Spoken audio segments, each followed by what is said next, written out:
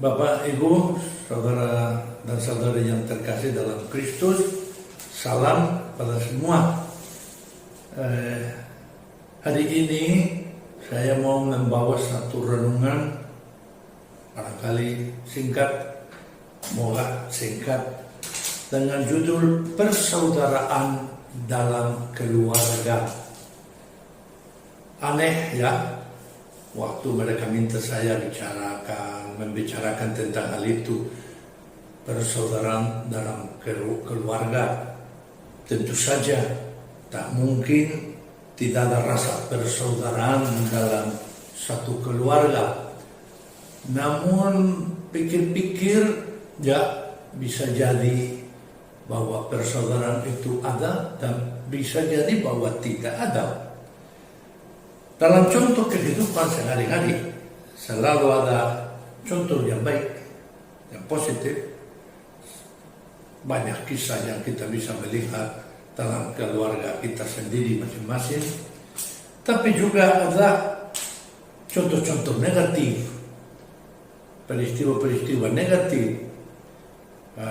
Yang satu contoh yang sering kali terjadi yang saya saksikan adalah satu keluarga duduk di ruang makan, namun tetap setiap orang lebih peduli pada selulernya, kepada teleponnya, daripada berbicara, ngobrol bersama anggota-anggota keluarga yang lain.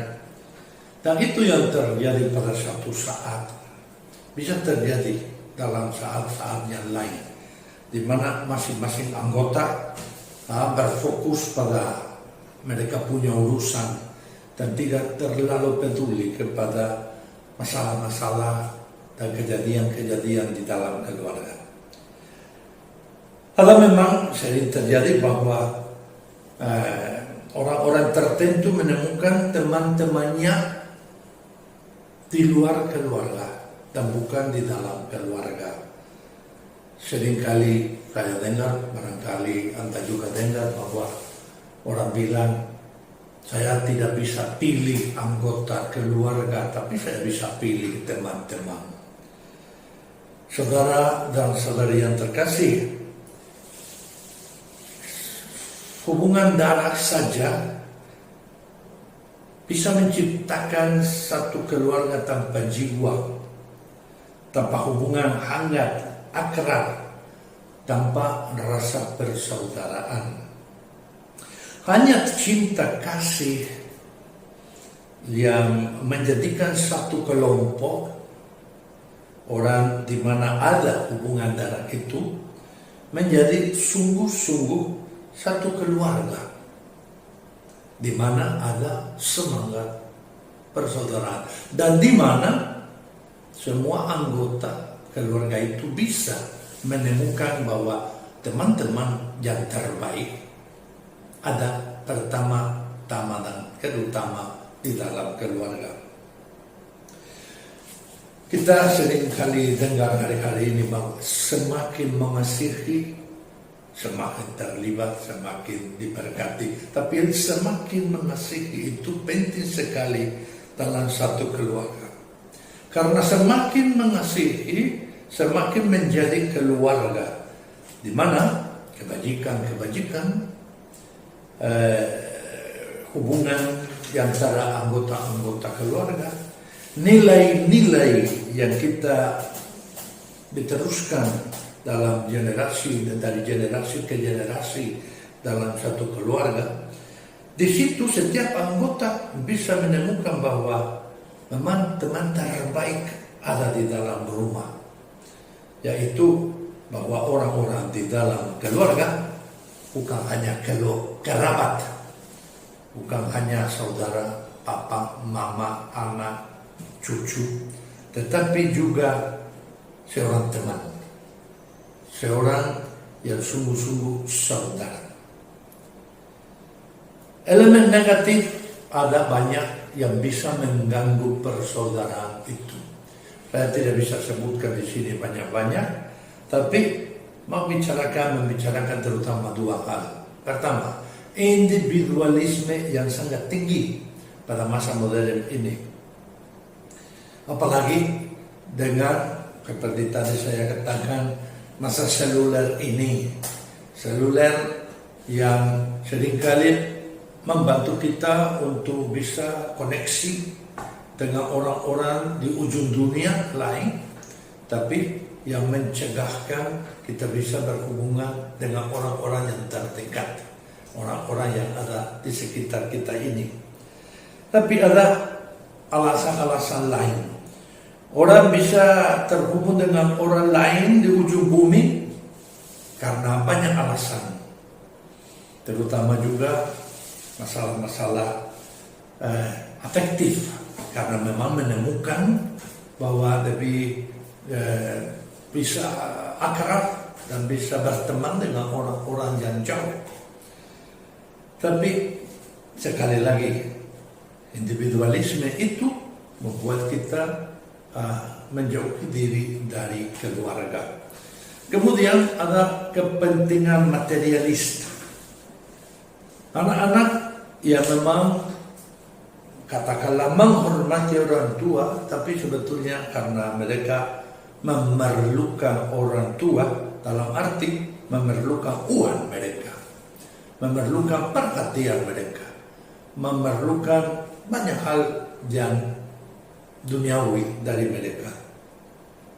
Barangkali orang tua juga memikirkan bahwa dengan memberikan hal-hal seperti itu, material, itu cukup. Makan, minum, uang, saku, ponsel, sekolah yang tinggi, kalau bisa di luar negeri lebih bagus. Itu memang semangat materialistik itu juga membuat keluarga terpecah-pecah. Baru-baru ini saya juga baca dari banyak negara yang keluarga miskin, yang sangat miskin. Saya tidak menyalahkan mereka, tapi itu satu fakta. Setiap tahun ada ribuan anak yang dijual karena orang tua memerlukan uang itu. Tentu masih ada lebih banyak tantangan-tantangan dan masalah, tapi cukup sampai di sini. Sekali lagi saya bilang bahwa cinta kasih yang sungguh-sungguh bisa membuat satu keluarga menjadi sungguh-sungguh satu persatuan, persaudaraan. Karena cinta kasih itu membantu kita melihat orang-orang lain dalam keluarga sebagai putra dan putri Allah, bukan hanya sebagai orang-orang kerabat. Menerima anggota-anggota lain sebagai satu anugerah, satu hadiah dari Tuhan kepada kita. Tentu yang bisa bantu menciptakan suasana ini adalah banyak komunikasi, sering terbuka dan dari hati ke hati. Ya, itu antara suami dan istri pertama-tama, tapi juga di antara orang tua dan anak-anak, juga di antara saudara dan saudari. Satu komunikasi, satu kemampuan untuk ngobrol masalah-masalah penting dalam kehidupan masing-masing, kejadian-kejadian itu ini. Lalu kepedulian, kerjasama. Masalah seseorang harus menjadi masalah semua orang dalam keluarga. Itu kalau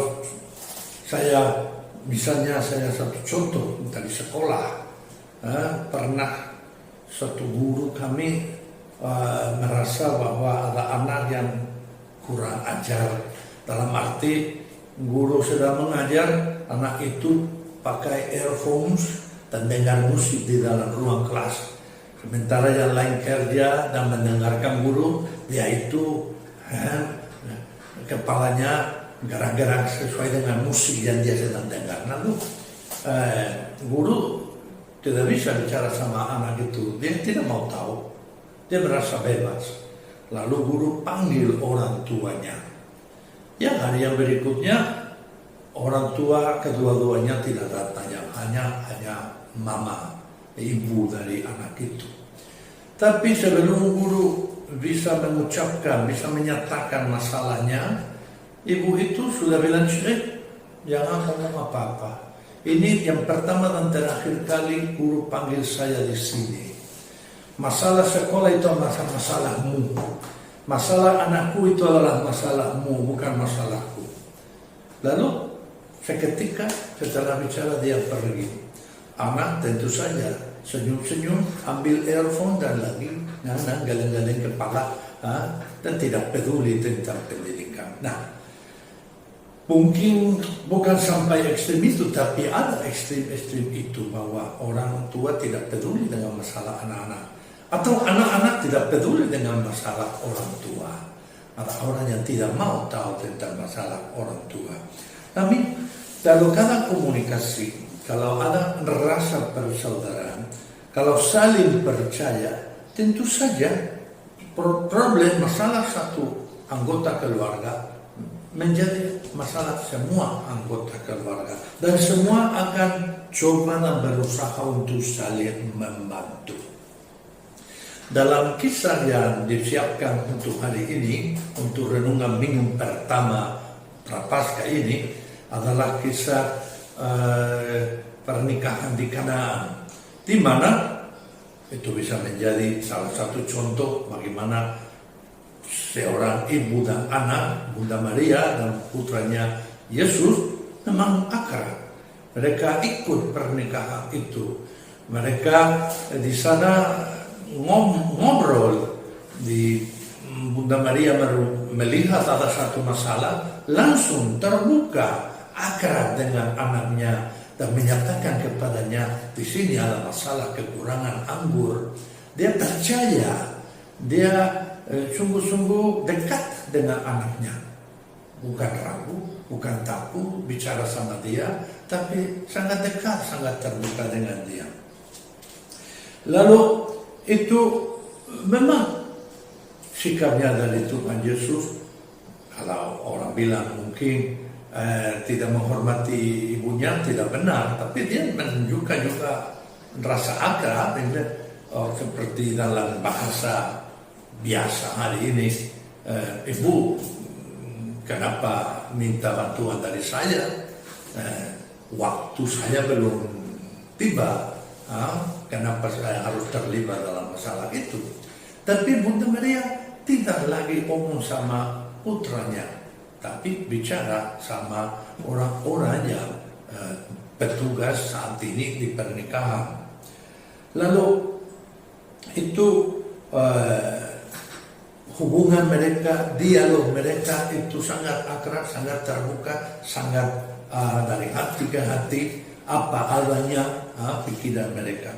Tapi ini membawa kita langsung kepada poin yang kedua. Semakin mengasihi, semakin terlibat. Bunda Maria terlibat. Bunda Maria mau sungguh-sungguh terlibat. Ada masalah dan dia mau membantu menyelesaikan masalah itu. Dan di situ Tuhan Yesus juga dengan rela, setelah Bunda Maria punya inisiatif prakarsa untuk mulai, mau tidak mau putranya ikut. Bunda Maria tidak bicara dua kali kepada Yesus, hanya kepada petugas-petugas, dan bilang apa yang dia katakan, lakukanlah itu. Lalu Yesus mau tidak mau, dia juga terlibat dengan senang hati, dengan penuh hati, dan dia membantu keluarga itu mengatasi satu masalah. Nah, itu juga pesan yang baik untuk keluarga-keluarga kita, supaya kita semua belajar.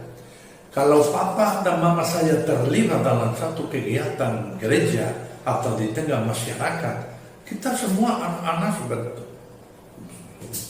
apalagi yang besar-besar, yang sudah remaja, yang sudah muda, termasuk golongan muda, tidak bisa punya sikap tidak mau tahu.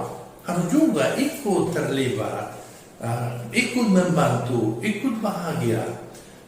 Lalu sama kalau anak-anakku terlibat dalam satu kegiatan dalam masyarakat atau dalam rumah atau dalam sekolah, orang tua juga ikut terlibat, ikut mau tahu, mau mengikuti dari jauh atau dari dekat sampai kita bisa membantu dan berada di samping mereka. Itulah, kita harus saling membantu dan hadir. Kehadiran itu penting sekali. Seringkali kita melihat di film-film itu bahwa salah satu anak ada acara di sekolah, ada acara penting, mungkin dia ikut nyanyi sama dengan kor, atau dia ikut acting di dalam satu drama, tapi orang tua diundang, mungkin mamanya yang datang, papanya sibuk. Atau papanya datang, mamanya tidak datang karena ada urusan lain. Tentu saja untuk menciptakan rasa persaudaraan itu kehadiran bersama satu sama lain pada saat-saat yang penting itu memang punya pengaruh besar untuk masa depan satu keluarga. Dan tentu saja untuk selesai renungan ini, semakin terlibat semakin menjadi berkat. Apa yang terjadi di pernikahan itu, begitu orang mencicipi anggur yang sungguh-sungguh anggur sangat bagus, sangat baik, mereka memberkati, terutama mereka yang nikah, mereka yang tuan rumah. Wah, anggur ini luar biasa bagusnya. Tapi pemberkatan ini, berkat ini, puji-pujian ini juga langsung jatuh kepada Bunda Maria. Dialah yang melihat, dialah yang pertama-tama terlibat, dan mau tidak mau juga besar-besar pemberkatan itu kepada Tuhan Yesus. Apalagi Injil bilang bahwa setelah peristiwa ini, murid-murid Yesus mulai percaya kepadanya. Mereka sungguh-sungguh merasa bahwa mereka punya seorang guru, seorang yang punya kuasa, seorang yang sungguh-sungguh bagus, hebat dalam banyak hal. Nah, namun saya mau menekankan satu hal, bahwa supaya kita bisa menjadi berkat untuk orang lain, supaya orang bisa memberkati Allah dan kita sendiri, dan supaya keterlibatan kita ini punya makna, alangkah baiknya supaya pertama dan terutama kita menciptakan rasa persaudaraan itu. Kita perlu sangat saling mengasihi keluarga kita, dan kasih itu dalam keluarga, dalam semua tingkat, dari yang oma, opa, papa, mama, anak-anak, saudara sama saudara dengan saudari. Rasa persaudaraan itu penting juga supaya kita jadi kredibel, supaya apa yang kita buat untuk orang yang lain sungguh-sungguh menjadi berkat. Sekian dan terima kasih banyak. Tuhan memberkati.